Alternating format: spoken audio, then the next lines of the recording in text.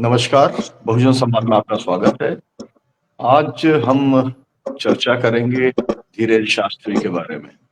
धीरेन्द्र शास्त्री क्या आने वाले समय में आदित्यनाथ बनने वाले हैं मध्य प्रदेश के? ये चर्चा इसलिए शुरू हो गई क्योंकि पहले तो जो भोले-भाले लोग थे, अंधविश्वास और अंधभक्ति के साथ चलने वाले, उन लोगों को पर्ची बाँट के ये अपना काम चला रहे थे। लेकिन वहां पर अब राष्ट्रपति भी पहुंच गए, प्रधानमंत्री भी पहुंच गए, तो फिर मामला बहुत सीरियस हो गया। ज्यादा सीरियस इसलिए हो गया क्योंकि ये व्यक्ति जो है ये हिंदू राष्ट्र की बात हर दूसरी लाइन के अंदर बोलता है। हिंदू राष्ट्र बोलना अपराध नहीं है, लेकिन हिंदू राष्ट्र के लिए मैं क्या क्या काम करूंगा जब ये बोला जाता है, और तो वो सीधा सीधा असंवैधानिक हो जाता है। उनका कहना यह है कि हर हिंदू को जो है वो भाला रखना चाहिए। उनका कहना यह है कि जो भी कभी देखा जाएगा तो हर मंदिर के, हर मस्जिद के नीचे मंदिर निकलेगा। और जो उन्होंने अभी एक पदयात्रा की हिंदुओं को एकजुट करने के लिए, और जिस तरीके की भाषा का वो इस्तेमाल करते हैं कि हम सुधार देंगे, ठीक कर देंगे, देख लेंगे, वो किसी भी जो है धर्म गुरु के लिए वो भाषा जो है हम धर्म सम्मत भी नहीं मान सकते हैं।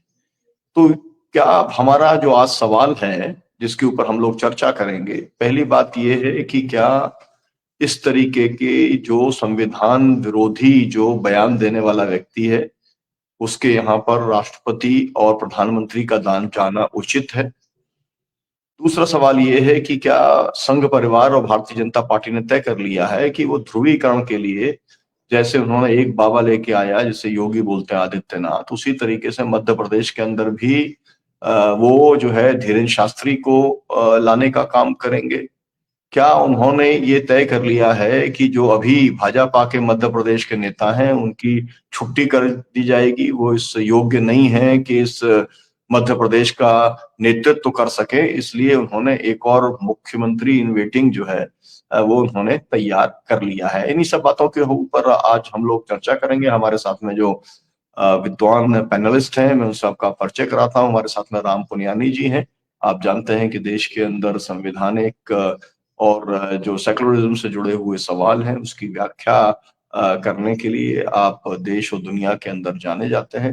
वैसे तो डॉक्टर हैं, और प्रोफेशन जो है उसके अंदर उन्होंने प्रोफेसरी भी करने का काम किया है आईआईटी के अंदर। तो मैं उनका बहुत स्वागत करता हूँ इस बहुजन संवाद के कार्यक्रम में। हमारे साथ में वैभव त्रिपाठी जी है। आप जानते ही हैं कि वो उत्तर प्रदेश से लगातार वो जुड़ते हैं। वो भी धार्मिक विषयों के ऊपर काफी जानकारी रखते हैं। वो हमारे साथ में है, उनका स्वागत है। हमारे साथ में को-होस्ट के तौर पर डॉक्टर आनंद प्रकाश तिवारी जी हैं, और एडवोकेट आराधना भार्गव जी हमारे साथ में हैं, और अभी अरविंद जो है श्रीवास्तव जी हमारे साथ में जुड़े थे, जो कि सीपीआई के मध्य प्रदेश के स्टेट सेक्रेटरी हैं। मैं सबसे पहले प्रोफेसर राम पुनियानी जी से मैं जानना चाहूंगा कि मेरे जो प्रश्न हैं उन प्रश्नों के ऊपर आपकी क्या टिप्पणी है?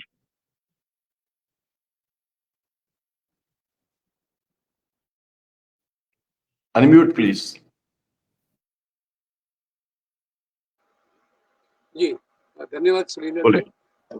आपके प्रश्न तो काफ़ी महत्वपूर्ण हैं और सटीक भी हैं। इस पे थोड़ा-सा मैं ये बताना चाहूँगा कि हिंदू धर्म की जो विशाल परंपराएँ हैं, उसका दुरुपयोग करके कई लोगों ने अपना निजी प्रभुत्व बनाने के लिए कई सारे टैक्टिक्स इस्तेमाल किए हैं। और ये जो धीरेन्द्र शास्त्री हैं, मेरे ख्याल से 28 साल की उम्र के हैं।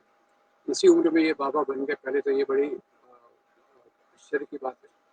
दूसरी बात ये है कि ये इनका प्रभाव कब बढ़ा। वैसे तो ये तीसरी जनरेशन के हैं जो वहाँ आश्रम चला रहे हैं, और इनका प्रभाव इसलिए बढ़ा कि इन्होंने एक ट्रिक चालू किया। मैं इसको ट्रिक ही कहूँगा कि मैं दूसरे लोगों, मेरे पास एक दैवी शक्ति है जिससे मैं दूसरे लोगों के मन को पढ़ सकता हूँ, उनकी समस्या को जान सकता हूँ और उनकी समस्या का समाधान भी कर सकता हूँ। ये उन्होंने काफ़ी प्रयोग किए, जिससे लोगों की आस्था उनके प्रति बढ़ती गई और उनकी फॉलोइंग में काफ़ी अमीर लोग और काफ़ी दूसरे लोग भी आने लग गए। और पैसा तो खैर ये जो इस प्रकार के बाबा लोग होते हैं उनको पैसे की कभी कोई कमी होती नहीं है, जिस प्रकार से वो अपना एक वर्चस्व समाज की सोच को बना लेते हैं। दूसरी बात ये है सुनीलम जी कि इन्होंने जब ये शुरू किया तो इन्होंने एक कैंप नागपुर में लगाया था।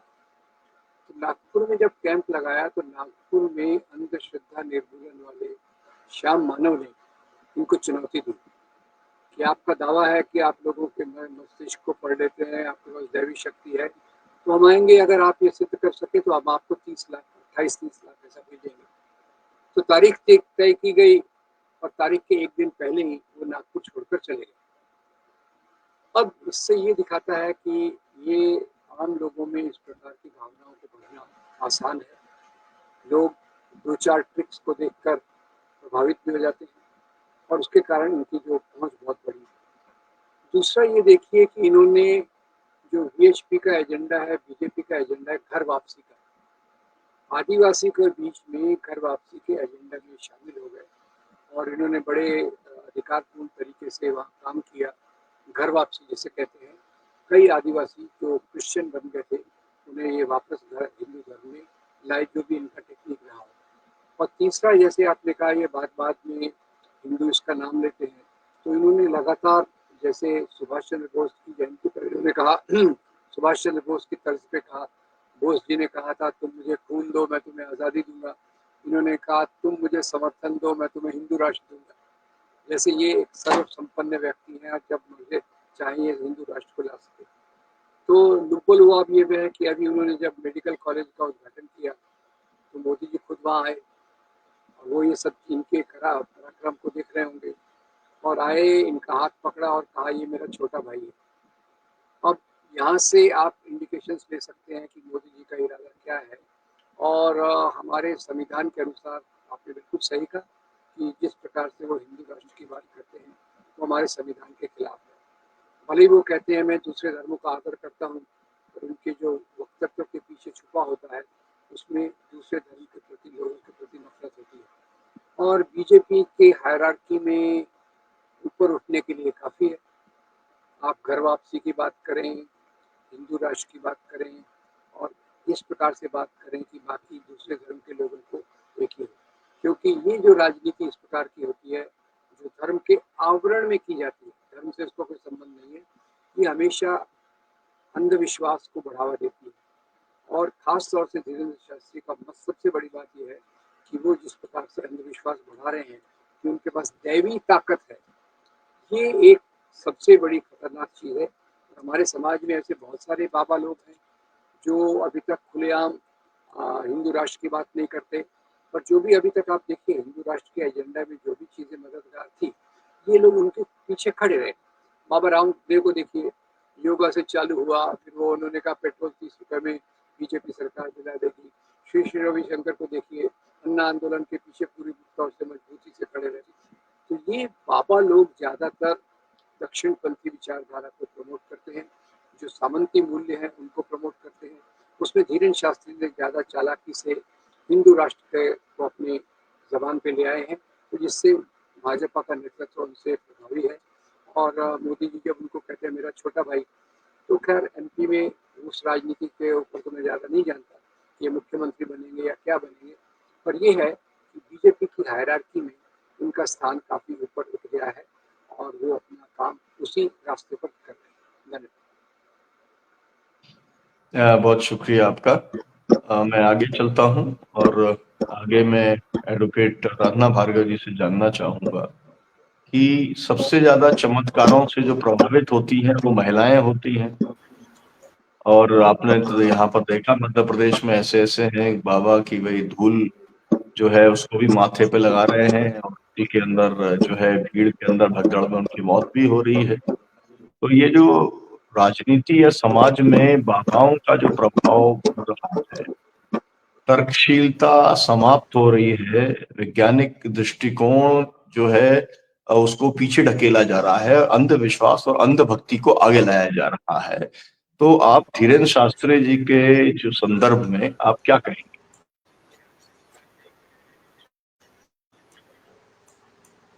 सर ये और को बुला लो।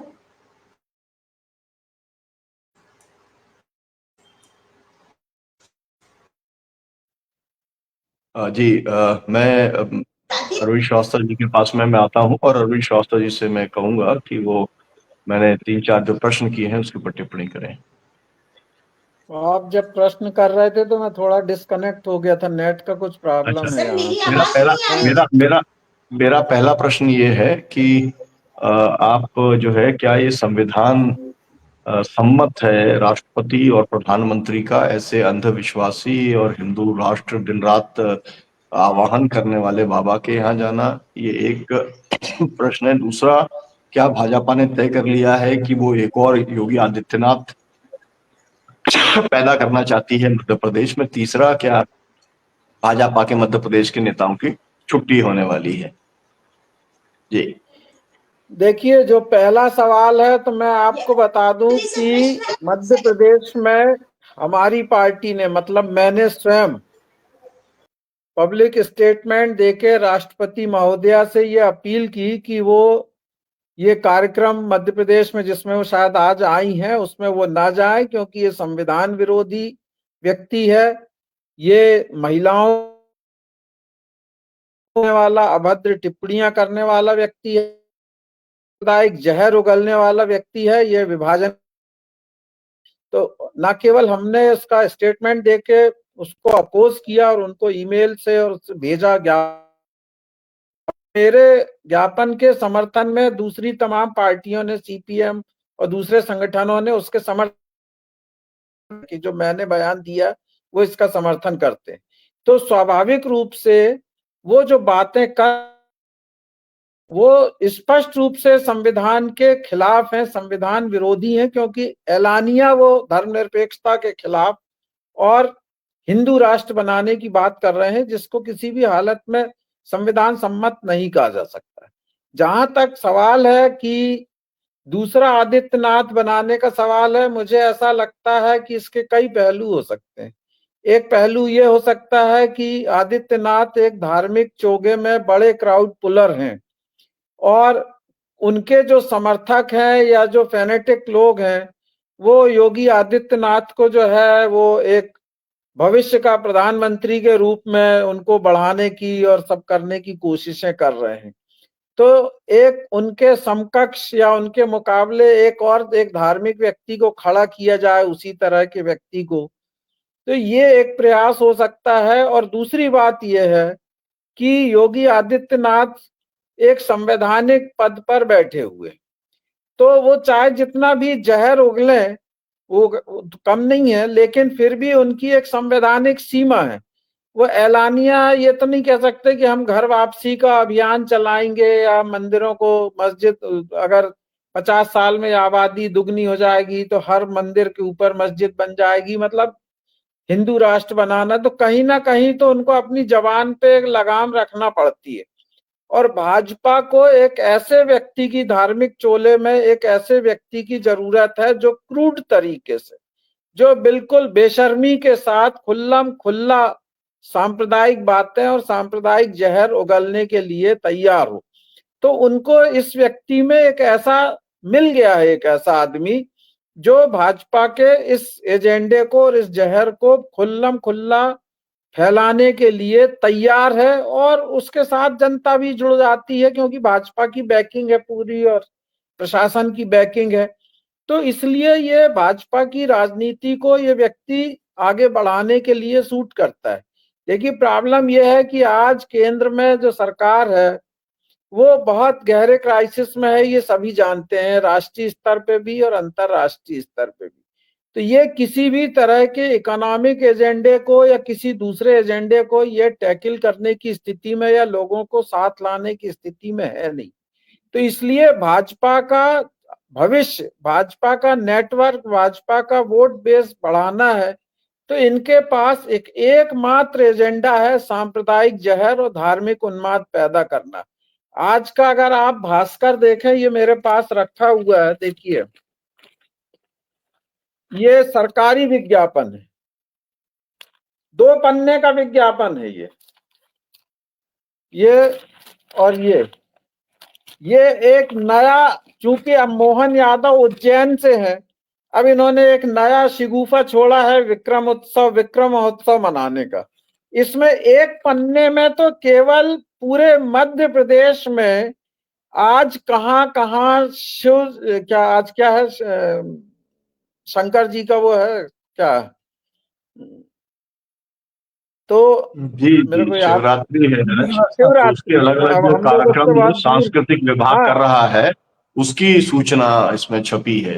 तो उसमें जी 40-45 मेलों की सूचना है शिवरात्रि के उस पे। और दूसरे पन्ने में जो धार्मिक समारोह आयोजित होने वाले हैं फरवरी से लेके मार्च तक, अप्रैल तक, उनका पूरा ब्यौरा दिया है।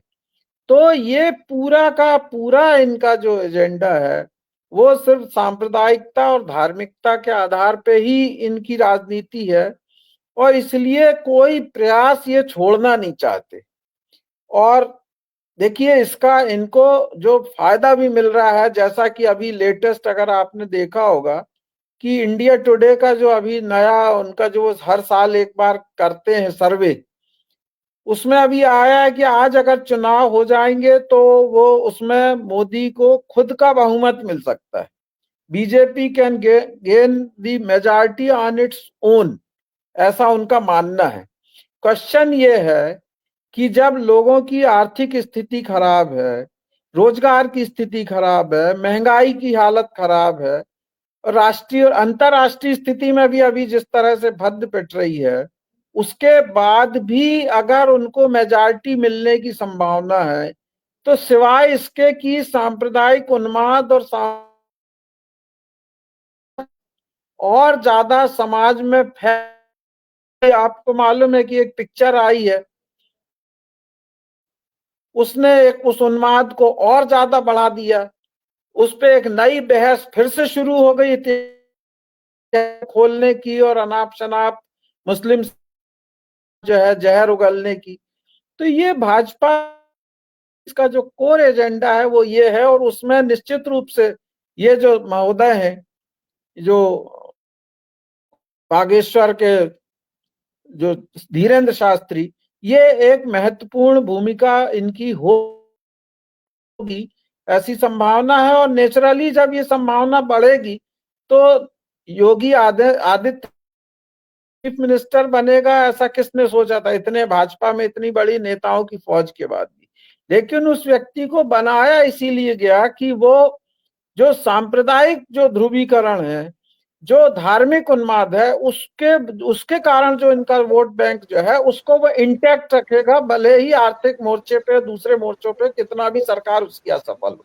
तो मध्य प्रदेश जी में भी आने वाले दिनों में कोई कारण नहीं है कि आदित्य इसको जो है धीरेन्द्र शास्त्री को जो है एक नए नेता के रूप में, भाजपा के सबसे बड़े उभरते हुए नेता के रूप में प्रोजेक्ट किया जाए। और चर्चा ये भी है कि एक राज्य बनाने की तैयारी है, शायद तैयारी है या हो सकती है, जिसमें बुंदेलखंड को एक नए राज्य के रूप में बनाया जाए और उसमें जो है उसको मौका दिया जाए। तो ऐसे कारण हैं जिसमें निश्चित रूप से इसका महत्व जो है भाजपा की आंखों में। और मैं आखिरी में ये जरूर कह देना चाहता हूं कि जो लोग ये कहते हैं कि प्रधानमंत्री जो है उन्होंने उसको बढ़ावा दे दिया और दोस्त भाई बोल दिया, तो मैं समझता हूं कि इस आलोचना का कोई मतलब नहीं है। दोनों का चरित्र, दोनों की भाषा, दोनों की सोच इतनी मिलती जुलती है कि वास्तव में वो नरेंद्र मोदी का भाई है। ये बहुत स्वाभाविक बात है, ये मैं जरूर कहना चाहता हूँ। Thank you. जी, बहुत शुक्रिया।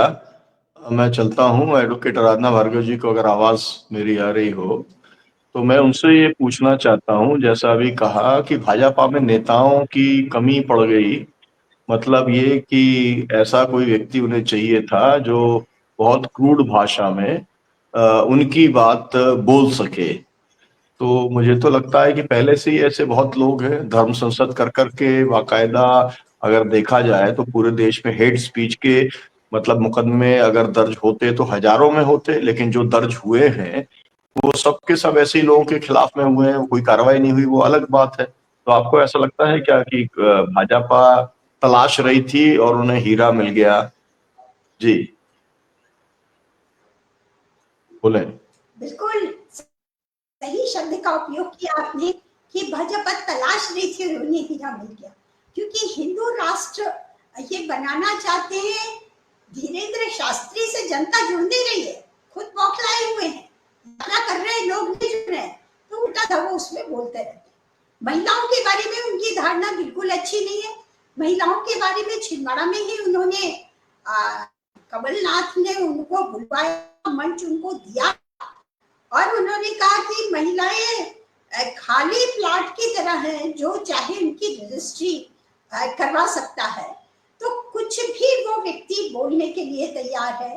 हिंदू राष्ट्र के नाम पर जो हो रहा है उसको हमें समझना बहुत जरूरी है। महिलाओं को विशेष तौर पर समझना जरूरी है। जहां जहां बाबाओं के कार्यक्रम हो रहे वहां पर अधिकारी आई जा रही है। डॉक्टर हॉस्पिटल में नहीं बैठेगा, के कैंप में जाएगा। कलेक्टर, तहसीलदार, नायब तहसीलदार, इनकी अदालतें खाली पड़ी हैं। अगर इसको देखा जाए तो हम लोगों के पैसे से, टैक्स के पैसे से इन्हें वेतन मिलता है और क्लाइंट भटकता फिर रहा है। महिलाएं भी अगर गवाही देने के लिए अदालतों में पहुंची हैं तो वो वहां पर कोई कार्यवाही नहीं हो रही है। तो जो हमारे संस्थाएं हैं, किस प्रकार का आक्रमण हो रहा है, ये बात महिलाओं को समझनी होगी। धीरेन्द्र शास्त्री के प्रोग्राम में महिलाएं ज्यादा जाती है कि एजुकेशन की कमी है और दिमाग चलाने की जरूरत नहीं होती उसमें। उसको सुनना है, विश्वास करना नहीं करनी है, दिमाग नहीं चलना है और मानसिक मेहनत जरूरत नहीं है। ने कहा कि शहद लगाकर बेलपत्ती चढ़ा दो, तो इस तरह का अंधविश्वास पैदा करके जो लोगों के मन में जो साइंटिफिक सोच होनी चाहिए, उस सोच को खत्म करने का काम इस सरकार द्वारा किया जा रहा है। और अभी तो सरकार की जो खामियां हैं, उन खामियों को छुपाने का सीधा सीधा एक रास्ता मिल रहा है। और ये लोग जो आपने कहा कि हीरा मिल गया, वो हीरा इसलिए मिल गया उनको क्योंकि अगर नौजवान चाह रहे रोजगार मिले, बेटियां चाह रही है कि शिक्षा उनको मिले, उन लोगों के रोजगार के अवसर मिले, बेटियों को संपत्ति पर अधिकार मिले, महिलाओं को इस तरीके की भाषा शास्त्री बोलते हैं, उससे सरकार के कुकर्मों पर पर्दा डल जाता है और वो जो भाग्य की तरफ ले जाते हैं। और खासकर महिलाओं पर इसका जो असर पड़ता है कि आपका भाग्य या आपकी किस्मत खराब थी, इसलिए आप यहाँ पर पहुंचे हैं। और पिछले जिसके जन्म के पाप है, इसलिए महिलाओं पर हिंसा हो रही है।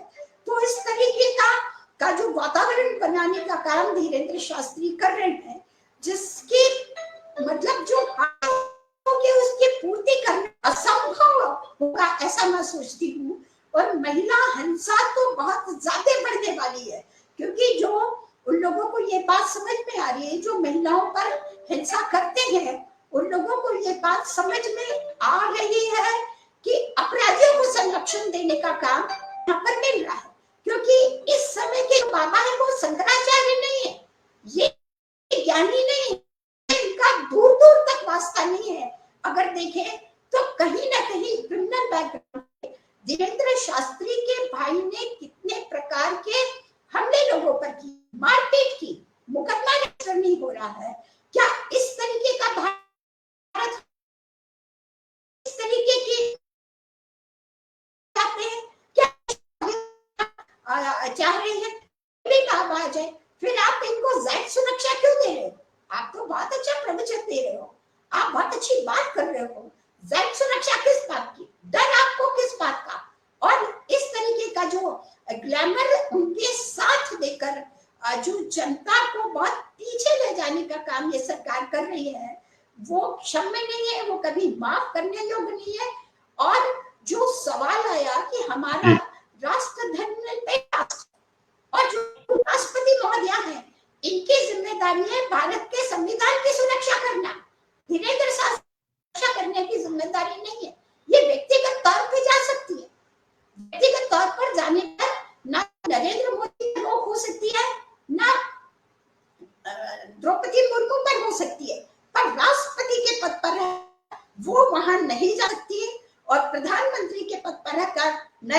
मोदी वहां नहीं जा सकते, क्योंकि यह धर्मनिरपेक्ष राष्ट्र है और रहेगा। इनके कहने से ये हिंदू राष्ट्र नहीं बन सकता, ये इनके। जी सर, बस मैं अपनी बात। जी, बहुत शुक्रिया आपका। मैं जो है वैभव जी के पास आता हूं और मैं उनसे ये जानना चाहता हूं, आपने तो पूरा जो है आदित्यनाथ जी को नेता बनते हुए, हालांकि वो नाथ संप्रदाय से आते थे, एक तरीके से हिंदुओं के तमाम सारे दोषों को जो है उसमें सुधार करने वाला वो एक अलग किस्म का पंथ था।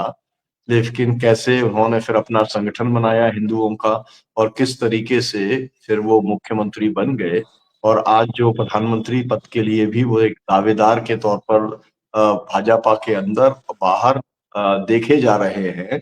तो आपको क्या लगता है कि यूपी का एक्सपेरिमेंट मध्य प्रदेश के अंदर जो है वो दोहराया जाने वाला है या दोहराया जा सकता है, या ऐसी स्थिति बनी है कि योगी जी को, आदित्यनाथ जी को खुद ही यूपी के लोग रिजेक्ट कर रहे हैं? लोकसभा के जो चुनाव के नतीजे आए उससे पता चला, पिछली बार विधानसभा के चुनाव में अगर बहुत मशीनरी का दुरुपयोग नहीं किया होता तो फिर शायद वापसी भी उनकी नहीं हो सकती थी। तो आप इस पे क्या कहेंगे? मैं डॉक्टर तिवारी जी से कहूंगा कि वो इस डिबेट को कंटिन्यू करेंगे। जी वैभव जी बोले। जय नमस्कार आप सभी को, महाशिवरात्रि की आप सभी को शुभकामनाएं। धर्म अंधविश्वास नहीं फैलाता, ये धीरेन्द्र शास्त्री या जो आज नए बाबा उभर रहे हैं जिनको सत्ता का प्रश्रय है, धीरेन्द्र शास्त्री के कार्यक्रमों में कोई ऐसे लोग नहीं जाते हैं जो कि धार्मिक आस्था रखने वाले, वो लोग जाते हैं जो भाजपा से जुड़े हुए। यही बनारस में जब धीरेन्द्र शास्त्री का संपूर्णानंद विश्वविद्यालय में कार्यक्रम हुआ था, बहुत भव्य आयोजन किया गया था और उसमें ऐसी स्थिति हुई कि सभी भाजपाई नेता जो थे वो सहयोग कर रहे थे और वही सब अपने लोगों को लेके जा रहे थे। हिंदू राष्ट्र ये एक ऐसा सिगुफा है जो कभी पूरा तो नहीं होने वाला है, क्योंकि हमारा देश सेकुलर राष्ट्र है हमारे देश में, और हमारे वहां संविधान सबको समान अधिकार देता है। तो हिंदू राष्ट्र या मुस्लिम राष्ट्र देश ने उस समय भी ठुकरा दिया था जब जिन्ना ने मुस्लिम के नाम पे देश की मांग की थी, और हमारे देश ने सेकुलरिज्म को अडॉप्ट किया और सभी धर्म के लोगों को अपने यहाँ समाहित किया। सवाल यह है कि जब सरकार हर अपने उस वादे पे, हर अपने उस दावे पे फेल हो जाती है तो सरकार क्या करे? तो ये भाजपा की जो सरकार है, महंगाई, बेरोजगारी, किसानों के दुर्दशा, इन सभी मुद्दों पे तो वो ऐसे मामलों को आगे कर देती है, क्योंकि धर्म सबके लिए भावनात्मक मुद्दा है।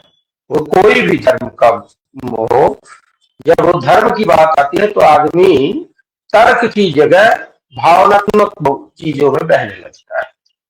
वो सिर्फ हिंदू धर्म की बात नहीं है, वो अन्य धर्मों में भी यही है।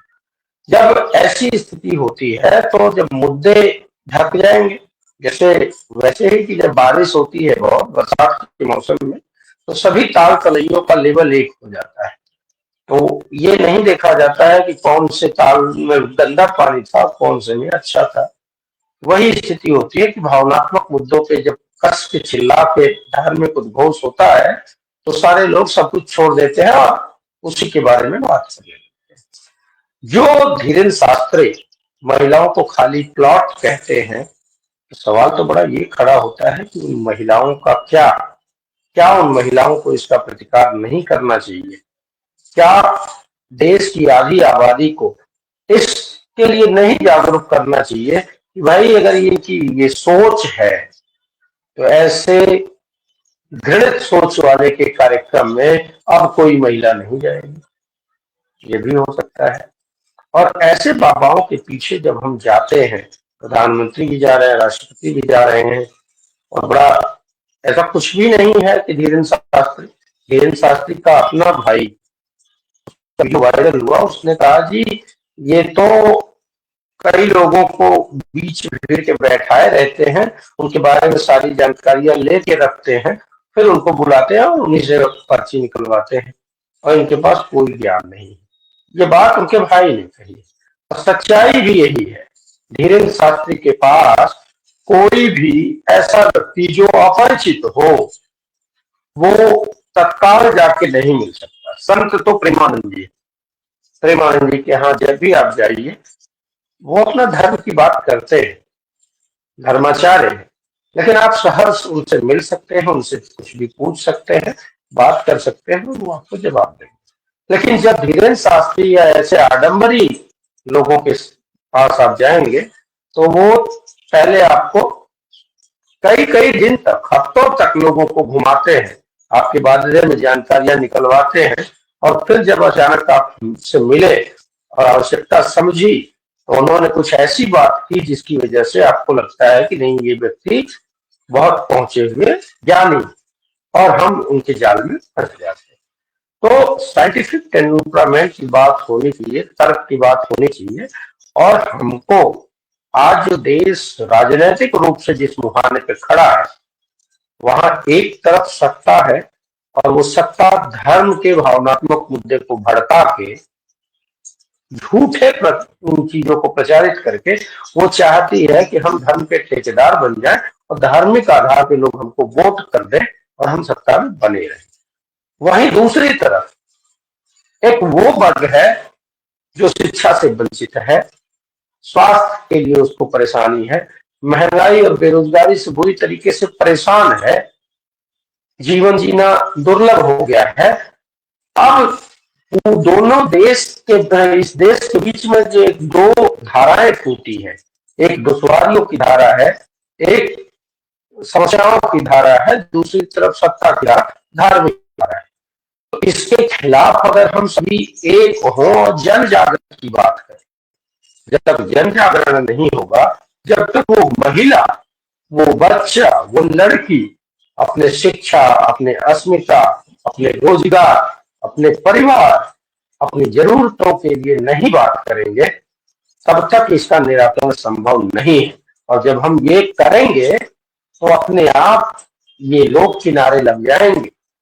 अब बात यह है कि बाबा हाथरसी के नाम से फेमस जो हाथरस जिला है, वहां एक ढोंगी बाबा गया, और वहां किस तरीके से भगदड़ मची और सैकड़ों लोग मर गए, और उस बाबा को क्लीन चिट दे दी। तो यही होगा, अगर हम अंधश्रद्धा और अंधविश्वास में जाएंगे तो हमारी जान चली जाएगी, और बाबाओं को कुछ नहीं होगा, क्योंकि सत्ता का वो केंद्र है बाबा, सत्ता द्वारा प्रायोजित कार्यक्रम वो कर रहे हैं। जितना खर्च होता है वो सत्ताधारी दल के नेता देते हैं, और उनको पता है कि चाहे कुछ भी हो जाए, लाखों लोग आ रहे हैं, अगर वहां कुछ भी हो जाएगा तो उनके खिलाफ कोई कार्रवाई नहीं होगी। ये बाबा आश्वस्त है। इस वजह से खुलेआम वो अपने मन की बात कर रहे हैं, सत्ता के समर्थन की बात कर रहे हैं। और ये धीरेन्द्र शास्त्री, महाकुंभ की बात करने वाले इस धीरेन्द्र शास्त्री ने कुंभ के दौरान जो भगदड़ हुई, उस भगदड़ में जो मरे लोग, उनके लिए कितनी अभद्र और गलत बात की, और ये धर्म के हिसाब से कहीं जस्टिफाई नहीं हो सकता कि जो लोग वहां भगदड़ में मरे उनको मोक्ष मिल गया।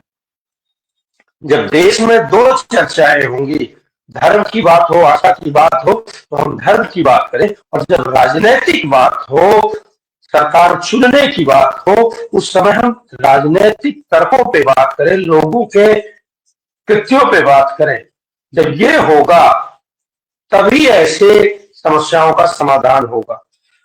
अब योगी आदित्यनाथ जी की बात करें, मुझे श्रीवास्तव जी की बात एक ठीक लगी कि अभी जो उत्तर प्रदेश और मध्य प्रदेश में कुछ राज्य बंटवारे की गुहार सुनाई दे रही है।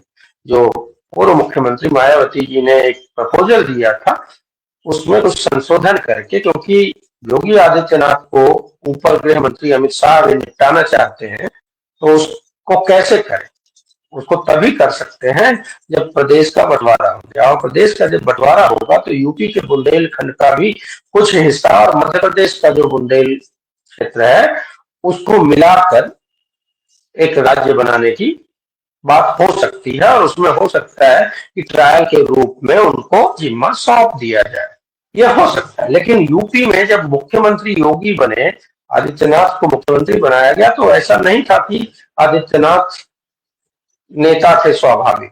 आदित्यनाथ ने अपने दम पे ये किया। 150 विधायकों को, जो हिंदू युवा वाहिनी और उससे प्रभावित लोग थे, उनको एक लिस्टिंग थी, उन्होंने कहा ये लोग हमारे साथ हैं।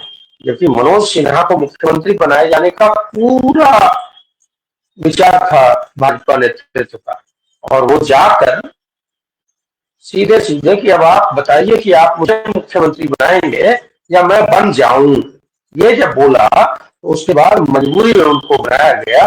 और यही बात है कि जब मोदी के बाद योगी की बात होती है तो अमित शाह असहज हो जाते हैं। और यही खींचतान है केंद्रीय नेतृत्व और योगी के बीच।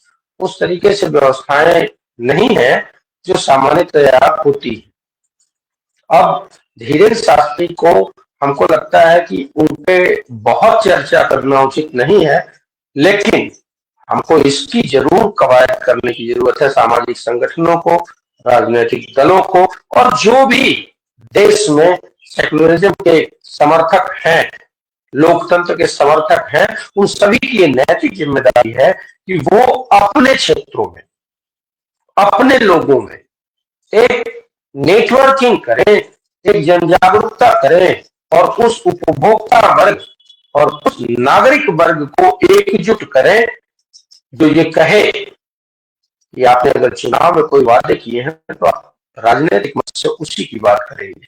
विधानसभा में मुख्यमंत्री योगी आदित्यनाथ ने जो संसदीय भाषा का प्रयोग किया है वो उसका विरोध होना चाहिए। जब एक मजबूत धड़ा हम खड़ा कर लेंगे तभी इनका निर्मूलन होगा। लेकिन एक बात और मैं कहना चाहता हूं आखिर में, कि मुझे बहुत अब नहीं लगता है कि धर्म के नाम पे ये बहुत कुछ अब कर पाएंगे, क्योंकि जो जनता है वो इस मामले को लेकर थोड़ी जागरूक भी हुई है। ये लोग सिर्फ और सिर्फ धर्म का प्रोपेगेंडा कर रहे हैं और जो जनता के अधिकारों को है वो कुचल रहे हैं। और इसका प्रमाण रहा है कि उत्तर प्रदेश में किस तरीके से गरीबों, दलितों, पिछड़ों का जो आरक्षण था उसको लूट लिया गया, और ये सरकार उसमें खड़ी है। जी धन्यवाद। देखिए, दक्षिण पंथ तो दुनिया की समस्या है, और लेफ्ट और राइट के बीच में पूरी दुनिया बटी हुई है। यह दक्षिण पंथ जब यूरोप देशों में आता है, पश्चिम में आता है, तो वो रेस का चोला ओढ़ करके आता है। हमारे भारत में वही सांप्रदायिकता का चोला ओढ़ लेता है। और हमारे यहाँ जो इसके लिए एक संगठन है, मजबूत सांगठनिक ढांचा बना रखा है आरएसएस ने। आरएसएस की विशेषता यह है कि वो तरह तरह के संगठन, हजारों हाथ उसके हैं संगठन है। उसमें एक विश्व हिंदू परिषद है। विश्व हिंदू परिषद नाम से ही ऐसा लगता है जैसे हिंदुओं का बिल्कुल ठेकेदार यही संगठन है। और हमारे यहाँ धर्म में भी मंडलेश्वर, महामंडलेश्वर, पीठाधीश्वर, जगत गुरु और न जाने क्या क्या कह के तमाम अपना महंत और मठ सब बना करके, और एक ऐसा अपने अपने लोगों को वहां जाकर के ऐसा प्रोजेक्ट कर देता है कि जब उनका इकट्ठा वो लोग होते। और हमारे यहाँ उत्सव भी होते हैं, सारे उत्सव होते हैं, उसमें सामान्य रूप से जितने भी हिंदू हैं, सनातन धर्मी है, वो सब लोग इकट्ठा होते हैं। तो ये उसको ऐसा प्रोजेक्ट करते हैं जैसे ये हमारे ही संगठन के लोग हैं, हमारे विश्व हिंदू परिषद के ही लोग हैं, और हमारे सारे धर्मात्मा लोगों के ही ये बसीभूत लोग हैं, और उसको लेकर के अपना फंक्शन करता है और उसी का ये फायदा उठाते हैं और ये अपने आप को प्रतिस्थापित करते हैं। और एक चीज और भी है कि ऐसे सारे संगठन जो है, ऐसा सारा आंदोलन बिना सत्ता के सहयोग के नहीं चलता है। सत्ता का सहयोग पहले भी चलता रहा है, सदियों पहले भी चलता रहा है और आज भी चलता रहा है। सत्ता के ही सहयोग से ये लोग ऐसा एक ढांचा, एक वातावरण बना देते हैं, एक मिथक ऐसा बना देते हैं कि उस पर जनता का विश्वास सदियों से चलता आ रहा है और आज भी चला आ रहा है। वही स्थिति धीरेन्द्र शास्त्री का भी हमारे यहाँ है कि सिद्धियां लोग करते हैं, हमको सिद्ध हो गई। ये किसी को दुर्गा सिद्ध कर लेती है, कोई जोगनी सिद्ध कर लेता है कोई को। तो धीरेन्द्र शास्त्री ने क्या कहा था कि हमको हनुमान जी की सिद्धि हो गई है, हनुमान जी हमारे अमर माने जाते हैं, हनुमान जी की सिद्धि हो गई है। अब हनुमान जी की सिद्धि हो गई तो केवल इनके नाम मात्र से हमारी ये जो भोली भाली जनता है, अपना लोग है, उनके यहाँ इकट्ठा होना शुरू हो गए और अपना इकट्ठा होना अपना शुरू हो जाते हैं। उस करके इसने जो अपना पूरा दुकान लगाया, वो दुकान को जब सत्ता का संरक्षण हुआ, फिलहाल मौजूदा सत्ता तो इनको खोज रही थी ऐसे सारे लोगों को, तो इसके चलते धीरेन्द्र कृष्ण शास्त्री इतने कम उम्र में आकर के, और हमारे यहाँ क्या होता था कि कथा वाचन की एक परंपरा है, जनता भी सुनना चाहती है कि हमारे यहाँ धर्मों में क्या था, पुराणों में क्या था, गाथाओं में क्या था, तो उसके बहाने ये लोग कथा कहते हैं और उस कथा के माध्यम से लपेट करके अपनी चीजें परोस देते हैं और उसका राजनीतिक लाभ कैसे उठाया जाता है, ये इसका काम तो विश्व हिंदू परिषद करता है। तो उसमें ऐसे तमाम लोगों को, अजय सिंह बिष्ट को उठा करके नेपाल से, उत्तराखंड से ला करके हमारे उत्तर प्रदेश में उसको प्लांट कर दिया जाता है और एक मठ का महंत हो जाता है, और उसके बाद उसके प्रभाव क्षेत्र में आप उसको संसद में ला करके संसद बना देते हैं और आप उसको सीधे राजनीति में आप प्रक्षेपण कर देते हैं। ये सारी चीजें, और ऐसे तमाम अपने नेता हैं, ये धर्मगुरु लोग हैं, आप उनके साथ देखिए, और ऐसे विश्व हिंदू परिषद समर्थित या आरएसएस समर्थित जो हमारा राजनीतिक संगठन है, वो सब बिरादराना संगठन है, तो इन लोगों को उससे बहुत सहूलियत हो जाती है और जनता के हितों से अलग हट करके, उनकी भावनाओं का दोहन करके जुड़ने का इनके प्रयास मिल जाता है। ऐसी हालत में जाहिर सी बात है कि बहुत दिनों से तलाश चल रही थी, अपने आंतरिक संघर्ष भी होता है, आंतरिक संघर्ष का परिणाम है, और जब जनता आक्रोशित होगी, उसके तो आर्थिक विकास चाहिए, अपना रोजगार चाहिए, तो उधर से ध्यान भटकाने के लिए भी ऐसे लोगों को ये लोग तलाशते रहते हैं। तो अब हम चलेंगे एक बार फिर अरविंद श्रीवास्तव जी के पास। अरविंद श्रीवास्तव जी, क्या इसका काट जो हमारा तथाकथित राइट उधर हो गया तो लेफ्ट हो गया, लेफ्ट मतलब ये केवल कम्युनिस्ट पार्टियां नहीं होती हैं, जो प्रगतिशील धारा के लोग हैं, प्रगतिशील वैचारिकी के लोग हैं और अंधविश्वास से परे लोग हैं, क्या इनके पास इनका कोई काट निकालने का तरीका हो सकता है, या जो उनका सांगठनिक ढांचा है, जो उनका सांगठनिक स्ट्रक्चर है, उसको तो काट करेगा, आपका सांगठनिक ढांचा ही कर सकता है, संगठन ही कर सकता है। विचार की काट विचार करेगा, संगठन काट संगठन करेगा। तो क्या आपको ऐसा लगता है कि इन लोगों के इस काट का कोई काट है इस वैकल्पिक विचारधारा के पास? देखिए, काट तो क्यों नहीं है, काट बिल्कुल है, लेकिन मैं बड़े दुख के साथ मैं ये कहना चाहता हूं, और मुझको शायद ये कहना नहीं चाहिए, लेकिन फिर भी मैं कहता हूं कि इसमें अगर ये जो सांप्रदायिक ताकतें और शक्तियां बढ़ रही हैं और इस तरह के लोग आगे बढ़ रहे हैं, तो इसमें विपक्ष की भी एक भूमिका है। वो एक नकारात्मक भूमिका जिसको हम कह सकते हैं कि सांप्रदायिक जहर को और सांप्रदायिक विभाजन को या नफरत को जितना गंभीरता से लेके और उसके खिलाफ जो लामबंदी होना चाहिए, जो जन अभियान चलाया जाना चाहिए, वो नहीं चलाया जा रहा है। ये बात आप नोट करिए कि सिवाय प्रेस कॉन्फ्रेंस करने के या कोई उसमें भाषणों में बोलने के थोड़ा बहुत, उसके अलावा विपक्ष ने कोई सड़क पे उतर के या जनता के बीच में जाके कोई प्रयास नहीं किया है लोगों को समझाने का कि ये सांप्रदायिक जहर आपके लिए जो मीठा जहर है, जो आपको ले डूबेगा, आपके भविष्य को और आपके पीढ़ी को बर्बाद कर देगा, आने वाली पीढ़ी को। केवल आप प्रेस कॉन्फ्रेंस करेंगे, प्रेस नोट जारी करेंगे और उसके अलावा कोई कार्रवाई नहीं करेंगे, तो इसका कारण है कि या तो खुद विपक्ष में एक भय है, और जो वास्तविक है, ये पोलराइजेशन का इतना ज्यादा वो फैल चुका है प्रभाव कि विपक्ष को भी लगता है कि इन मुद्दों को अगर हम उठाएंगे और छेड़ेंगे तो और हमारी जो है राजनीतिक स्थिति कमजोर होगी या भाजपा की स्थिति मजबूत होगी। इसलिए आप देखिए, जितने भी चुनाव में हुए हैं, कहीं सांप्रदायिकता के सवाल पे, नफरत के सवाल पे, सांप्रदायिक विभाजन के सवाल पे बहुत ही कम बोला गया या बोला जाता है। या तो चुप्पी साध ली जाती है या उसको जो है गोल मोल करके जवाब दे दिया जाता है। और इसलिए ये जो इनका जो बढ़ता जा रहा है, जो इनकी हिम्मत जो बढ़ती जा रही है, और इस तरह के लोगों को जो प्रोजेक्ट करने की इनकी जो ताकत, जो हिम्मत बढ़ रही है, उसका कारण ये है कि जो वास्तव में आप सिर्फ एक दो मुद्दे लेके जो है अडानी ये सब करेंगे, अडानी और तमाम, वो तो ठीक है, लेकिन आज भारत का समाज कहाँ खड़ा हुआ है? भारत के लोगों में विभाजन किस तरह से, सांप्रदायिक विभाजन हो गया है, किस तरह से जहर भर गया है लोगों के दिमाग में।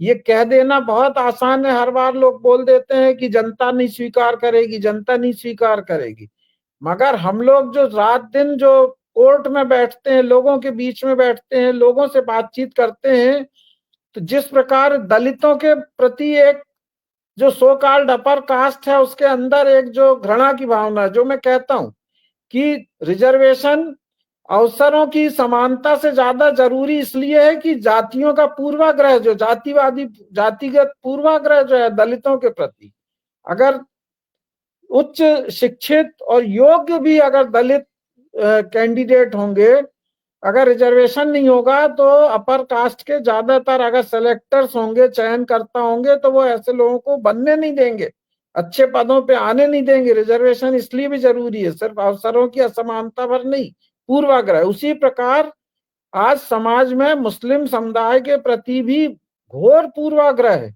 घोर घृणा है। कभी वो सार्वजनिक रूप से व्यक्त होती है, कभी वो सार्वजनिक रूप से व्यक्त नहीं होती, लेकिन ये लगातार बढ़ रही है, ये घट नहीं रही है, ये इसका प्रसार हो रहा है, कम नहीं हो रहा है। इसलिए काट नहीं है ऐसा मैं नहीं मानता कि काट नहीं है, हमारी एक लंबी परंपरा रही है सांप्रदायिक सद्भाव की, सांप्रदायिक एकता की। आप देखिए जावेद अख्तर ने अभी पाकिस्तान के खिलाफ भारत जीता, उन्होंने उसको बधाई दी विराट कोहली को और लिखा कि हमें आपके ऊपर गर्व है, लेकिन उसके बाद भी उनके खिलाफ कितना बड़ा सोशल उसमें मीडिया में अभियान चला कि तुम्हारे दिल में दर्द हो रहा होगा, तुमको कब से खुशी होने लगी। आखिर में वो आदमी जो एक सेकुलरिज्म का एक आइकॉन है, जो देशभक्ति का एक आइकॉन है, उसको कहना पड़ा कि तुम नीच पैदा हुए और नीच ही मरोगे। लेकिन मुस्लिम समुदाय को खुद कहना पड़े, ये बात कह के आगे आना पड़े, और जो भारी वास्ट मेजॉरिटी जो हिंदू समुदाय की है अलग अलग विपक्षी दलों में या संगठनों में, वो अगर उसको खुल के सामने आके डिफेंड ना करें या कंडेम ना करें इस तरह की बातों को, तो इसको क्या माना जाए।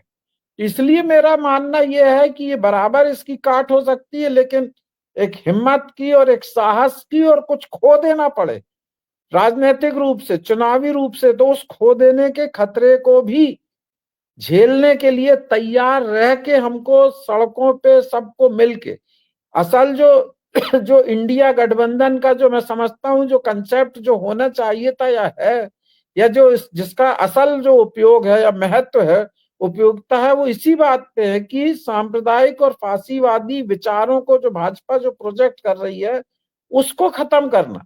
इकोनॉमिक पॉलिसीज अलग अलग हो सकती हैं, कम्युनिस्ट पार्टी की अलग हो सकती है, अलग क्षेत्रीय दलों की अलग हो सकती, कांग्रेस की अलग हो सकती, लेकिन एक कॉमन इशू है कि सांप्रदायिकता और फासीवाद को परास्त करना।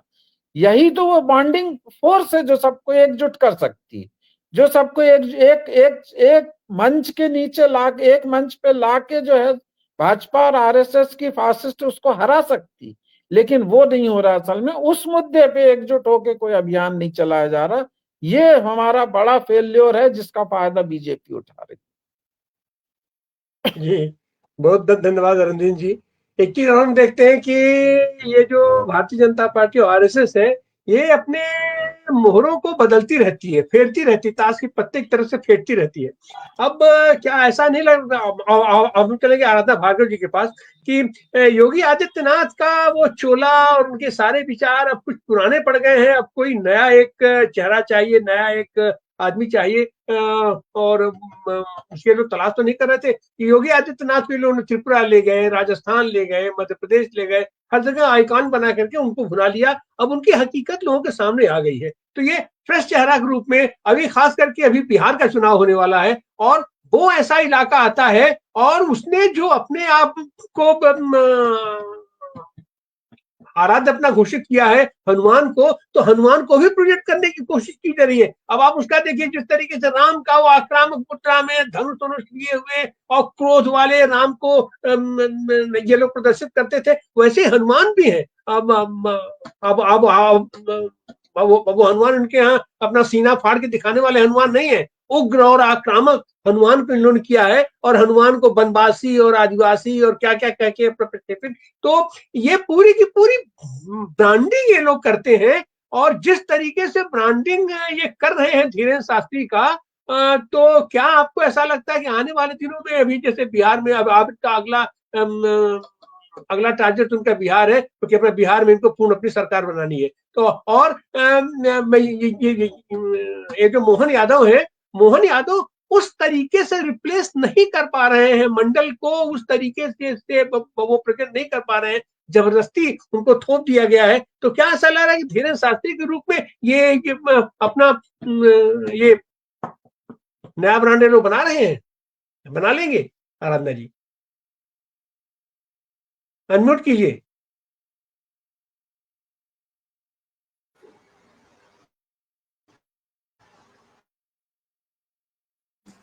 देखिए, सरकार को तो ऐसा व्यक्ति चाहिए जो उनके विचारों को आगे बढ़ा सके, और उनके विचारों को आगे बढ़ाने का काम वो कर रहे हैं। बिहार चुनाव है, बिहार एकदम से जिस तरीके से साजिश रची इन्होंने, जिस तरीके की कूटनीति रची इन्होंने महाराष्ट्र में, उस तरीके का पूरा में दे रहा है। उन्होंने जिस तरीके के उम्मीदवारों को किया है, और अभी वो स्पष्ट तौर पर नीतीश कुमार को मुख्यमंत्री बनाएंगे, इसकी घोषणा चेहरा भी बताने को तैयार नहीं है। नीतीश कुमार जी के बेटे ने भी इस बात को कहा कि भाई आप पहले मुख्यमंत्री के नाम की घोषणा करिए, पर इस तरीके का नहीं रहा है। तो जितना वो अपना छद्म रूप है वो सब कुछ दिखाने का काम बिहार में करेंगे।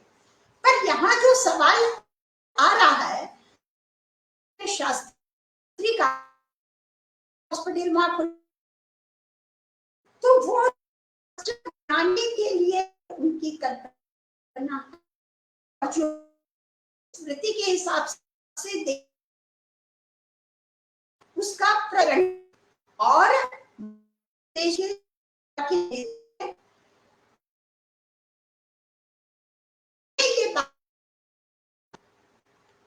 जो मोहन यादव है, ये कारपोरेट द्वारा बनाए मुख्यमंत्री है, और कारपोरेट के लिए ही काम करने का ये काम कर रहे हैं, और सकते हैं प्रधानमंत्री जी उपयोग करेंगे और दूध की मक्खी की तरह निकाल कर फेंकेंगे, जिस तरीके की अभी शिवराज सिंह चौहान को उन्होंने निकाल कर। प्रधानमंत्री जी बहुत डरपोक किस्म के हैं, कोई कॉम्पिटिटर नहीं चाहिए अपना। जरा भी किसी व्यक्ति के अंदर अगर ये गुण दिखा, शिवराज सिंह चौहान के अंदर उनको ये गुण दिखा, और इसीलिए वो शिवराज सिंह चौहान से करने का काम। और जो यादव जी हैं वो तो पूरी तरीके से कारपोरेट जगत के लिए पूरे मध्य प्रदेश में ऐसा विज्ञापन आ रहा है कि दुनिया में कहीं स्वर्ग है, और इस भारत की धरती को विदेशों के हाथ में सौंपने का काम ये सरकार कर रही है। ईस्ट इंडिया कंपनी से निपटने में हमने भी सौंपने, पर अब तो हम कानून बना रहे हैं, कानून बनाकर उनको स्थापित करने का काम कर रहे हैं। अभी देखिए आने वाली है तो महिंद्रा कहाँ जाने वाले हैं। तो ये जो लोग हैं ये पूरी तरीके से कारपोरेट के इशारों पर चल रहे हैं, और इन्होंने धर्म एक माध्यम ले लिया, और ताकि धर्म के जहर में डूबी रहे और कोई आवाज ना उठाए, ये उनका लक्ष्य है। जी जी जी आराधना जी, हम चलेंगे एक बार अपने वैभव त्रिपाठी जी के पास। ये वैभव जी, ऐसे सारे तत्व जो है वो सत्ता के ही संरक्षण में चलते हैं, और धीरेन्द्र शास्त्री का भी अगर हम उदाहरण देखते हैं तो इनको तो इंट्रोड्यूस किया था कांग्रेस के ही विधायक थे आलोक चतुर्वेदी, और कमलनाथ जी उसमें मुख्यमंत्री थे।